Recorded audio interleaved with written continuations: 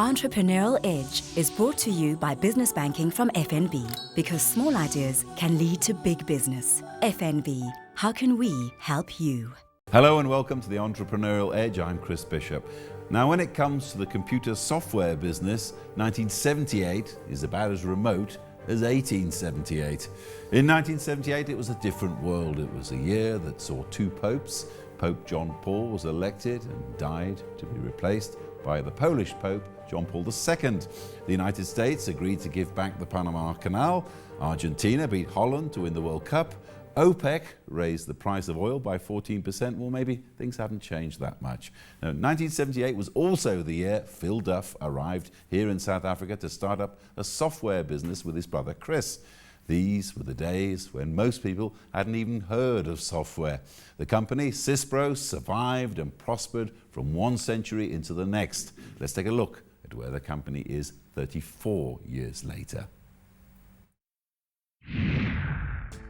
SYSPRO'S got quite an interesting history because it's mainly family-based. And what happened was Phil Duff, who's our current CEO, his brother was living in South Africa, and in 1978, he called Phil and he said, listen, ICL have just given me this amazing contract. So I need you to come out and help me because I've got this product, I need to develop it. And what happened was Phil hopped on the next plane, the psychology major, no formal IT background. And he and Chris developed SYSPRO in Chris's garage. And from there, Chris was the marketing guy, Phil was the IT guy. And today, 30 years later, Phil is still the brains behind the technology of SYSPRO. SYSPRO is actually a business application. If you consider people like South African breweries, who's a customer of ours, Nestle throughout Asia, Hitachi, also scattered around Europe, America, they all use SYSPRO to basically record their transactions through their day-to-day processing. So it's actually a business application which spans across multiple industries, whether you are a component manufacturer, whether you're in the mining or farming, or whether you manufacture finished goods. SYSPRO will handle the business side of all of those transactions. SYSPRO started off many years ago with a product called STARS or Safes. That was our predecessor. From there we released a product called Impact, which ran on the old green screens, and Impact Award was its superseded it, and then we came up with Impact Encore, which is our first Windows-based product. And from there we actually got to the point where we said, you know, we've got limited resources, both financial and people. We're trying to market a company called SYSPRO, a product called Impact, so why don't we combine the two? So in 2003, we changed our whole rebranding and we called ourselves the product and the company SYSPRO. Well, as I mentioned, started in South Africa, so our biggest footprint is actually in Africa. However, we have offices in Canada, in the US, in Manchester, in the UK, which Phil's brother originally started. From there, we have an office in Sydney, Australia, who cover the whole of the Asia Pac, and we've recently opened an office in Singapore. We have over 14,000 customers worldwide, and our reach is in 60 countries across the world.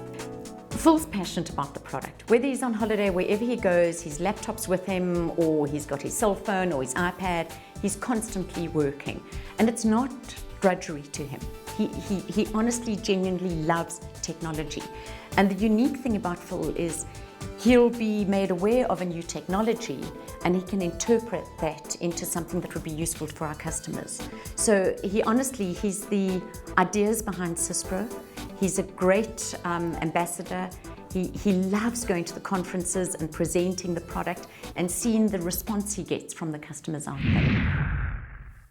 Well, in the studio with me, I have Phil Duff, the co-founder and CEO of SYSPRO, a company now which is turning over something like $70 million a year in revenue. Just take you right back to the beginning. It must have been strange when your brother phoned up from South Africa, a country you'd never been to, and said, look, come over here, we're going to start a computer business. Just tell us what happened.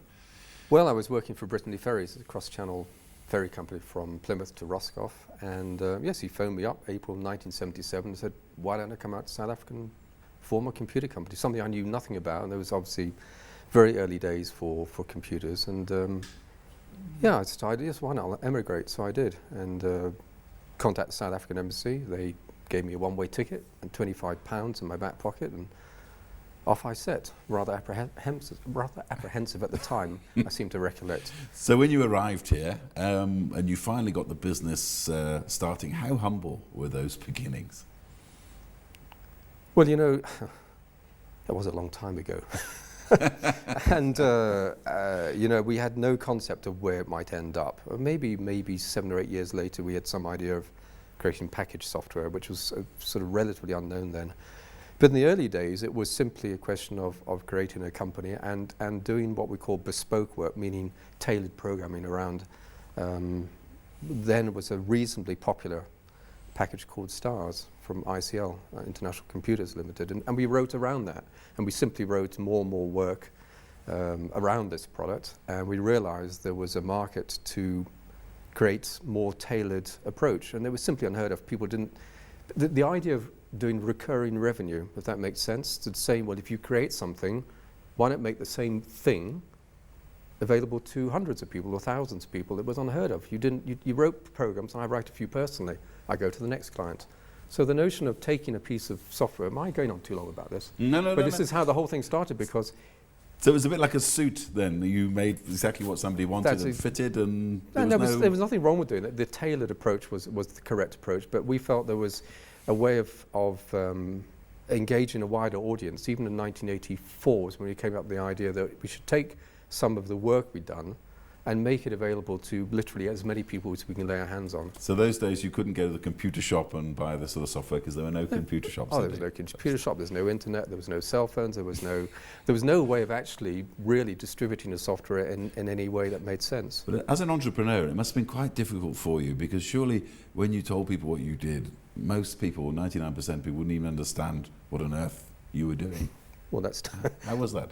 Well, I suppose that's true, and so the people, if I had a conversation at a dinner party, I'd end up saying I'm a gynecologist. It was anything to get someone to actually have a conversation with me, because you say you're in computers, they sort of stare blank. In fact, it still happens to this day. People still stare blankly at me. But and from that garage, I mean, you started in a garage like most entrepreneurs. Who was your first client? I mean, do you remember that elation of making your first sale? Well, it was a company called Hippo Manufacturing.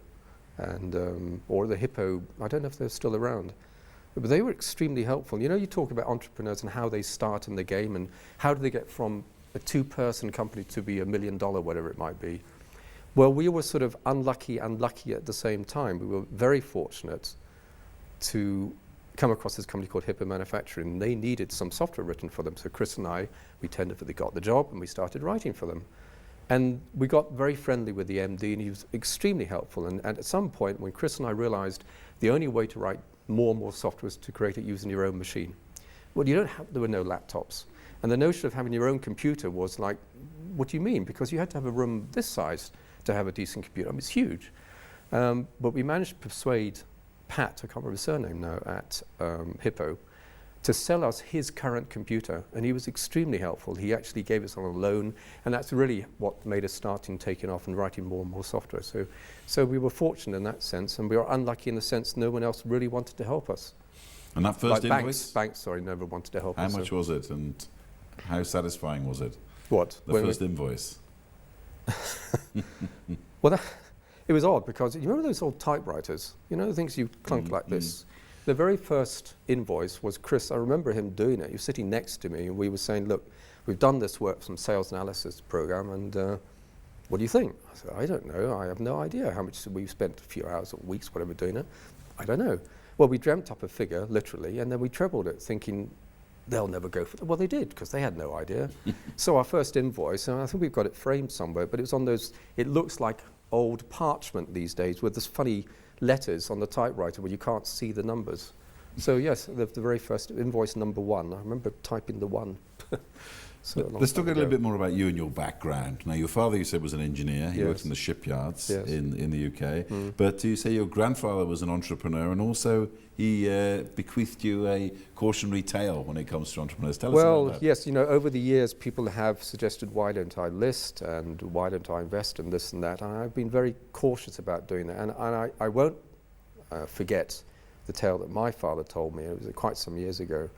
And we were talking about, I said, you know, Dad, about your dad, tell me some stories. He said, well, actually, it wasn't a happy story. I said, well, tell me the story.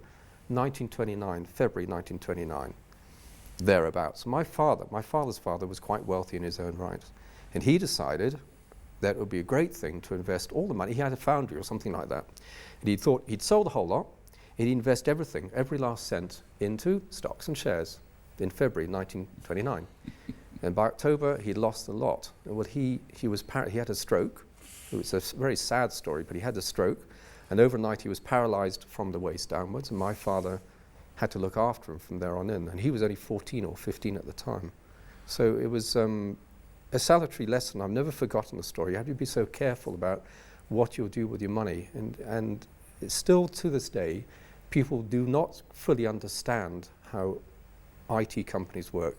Things like Facebook and Google. I mean, Facebook is currently valued 100 times its actual real value. And it may never change. I mean, people are quite happy to invest in things like that. So, What did you think of that listing, just by the way? I mean, 100 billion, was it not? Something ridiculous, 125 or something. What did you think?